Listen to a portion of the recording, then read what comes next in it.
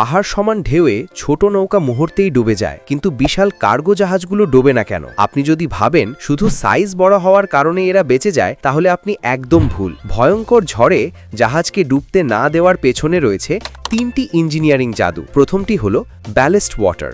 ঝড়ের সময় জাহাজের একদম নিচের ট্যাঙ্কে ইচ্ছে করে হাজার হাজার লিটার সমুদ্রের পানি ঢুকিয়ে দেওয়া হয়। এই পানি কাউন্টার ওয়েট হিসেবে কাজ করে জাহাজকে সোজা রাখে। এমন অজানা তথ্যের জন্য সাবস্ক্রাইব করুন। দ্বিতীয়টি হলো স্টেবিলাইজার ফিনস। জাহাজের নিচে ঠিক বিমানের ডানার মতো দুটি অংশ লুকানো থাকে। জাহাজ যখনই একদিকে হেলে পড়ে, এই ডানাগুলো স্বয়ংক্রিয়ভাবে বেরিয়ে এসে ব্যালেন্স তৈরি করে। আর তৃতীয়টি হলো জাহাজের সামনের অংশের তীক্ষ্ণ হাল বা হুল ডিজাইন। এটি এমনভাবে তৈরি যা বিশালাকার ঢেউয়ের সাথে ধাক্কা না খেয়ে ঢেউকে চিরে 2 ভাগ করে দেয়।